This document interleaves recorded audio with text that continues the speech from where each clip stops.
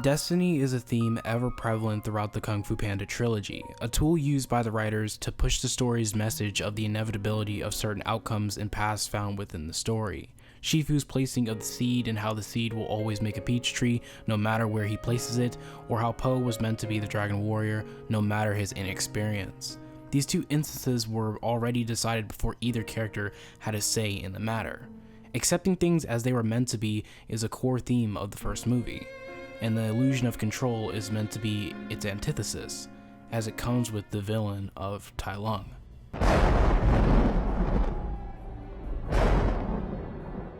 Tai Lung's early childhood was filled with great expectation and love as his father and Shifu took care of him, but it had a distinct feeling of unwantedness throughout. He was raised by Shifu after being abandoned by his parents. He showed promise for Kung Fu and filled out the expectation of the Dragon Warrior in his father's mind. Even still, Oogway turned him away because he saw darkness within him.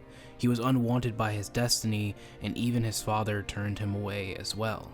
Destiny is what breaks Tai Lung's character because he did everything he thought was meant for him, when in reality, it never was. Although he wasn't just a victim of destiny, but the expectation of his own father. Shifu is a troubled character to say the least, but he wasn't always this way. He used to smile and be full of compassion, especially for his surrogate son in Tai Lung. He trained him, loved him like a father should, and believed his son was destined for greatness. He believed that Tai Lung was meant to be the Dragon Warrior, but he wasn't because of the word of Oogway.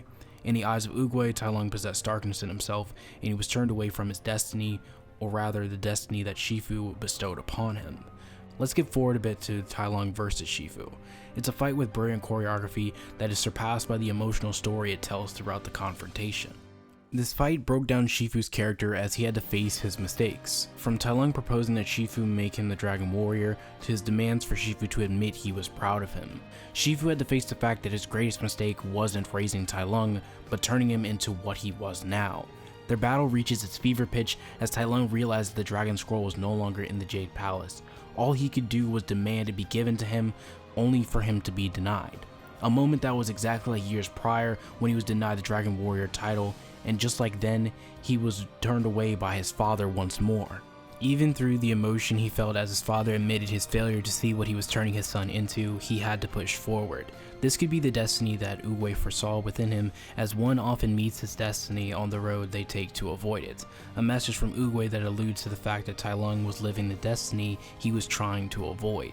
He wanted to be the righteous hero that made his father proud and protected the people of China. He wanted to be the Dragon Warrior of legend, yet that was not the destiny of his life, something he had to face the harsh reality of, the same harsh reality that is faced by his spiritual successor in Tigress. Tai Lung acts as a foil to Tigress as their stories are lived in relatively the same way. Their dream of being the Dragon Warrior separated them as much as it made them similar. Their differences were found in their demeanor and fighting ability. Tai Lung was casual, almost dismissive of Tigress and the Five, lacking any sense of fear as though he knew they were beneath him.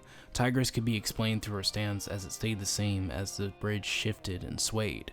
She was shaken by Tai Lung's words, being annoyed that he knew none of them were the Dragon Warrior and none of them could give him the legendary battle he wanted. This triggered an uphill battle for the Five as they took on Tai Lung, and despite their best efforts, they were completely decimated by Shifu's star pupil. A star pupil that Shifu entrusted with techniques far surpassing the skill and knowledge of his current students, demonstrating the further favoritism of Shifu for Tai Lung over any students that would come after him. Tai Lung would continue reveling in his strength as he leaves Shifu's students as nothing but paralyzed statues. His students can only comment on his strength and speed being overwhelming in comparison to their own, the same attributes Shifu berated them for not possessing a greater amount of, as those were Tai Lung's specialties.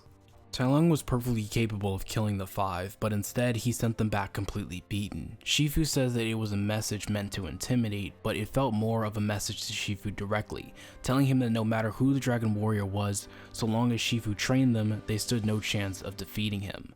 It all loops back to the narrative reason behind Shifu confronting Tai Lung, to put an end to what he started, or to what should have never been. In reality, Shifu couldn't stop him, he still loved him too much, and didn't have the heart or the strength to defeat his son. Which is where Po comes in to end every single preconceived notion of what the Dragon Warrior should be in the eyes of literally every character in the movie. Whereas Tai Lung was this domineering, aggressive character that was molded by his feelings of anger and discontent from his rejection, Po was simply the big fat panda. Tai Lung could never accept his position because he was obsessed with what he wanted to be, the same way Po was obsessed with being the warrior of legend he wanted to be. Tai Lung couldn't accept what he wasn't, and Po couldn't accept what he was. Tai Lung did everything but wasn't worthy. Po did nothing but was worthy. It was the worst outcome for both characters because they felt placed in a role that wasn't their own. The parallels between these two characters only continue in their bid to defy destiny. Tai Lung charges in to take the Dragon Scroll by force as Po runs away with the scroll and from his destiny to fight Tai Lung. However, it's the scroll itself that sets Po's course while it skews Tai Lung further off course. The scroll was the idea that a person should accept themselves in the face of their own reflection. What Tai Lung sought in the scroll was a mirror of himself, something that after everything he did, Tai Lung couldn't accept and he retaliates in ignorance. The same as before during his first assault on the Jade Palace, and just like before, he's stopped by a chi-based attack. In his final moments, he says Shifu didn't teach Po the Wuxi fingerhold, and Po says he just figured it out. It's a message to what Tai Lung lacked his entire life, a choice to find out what he really wanted.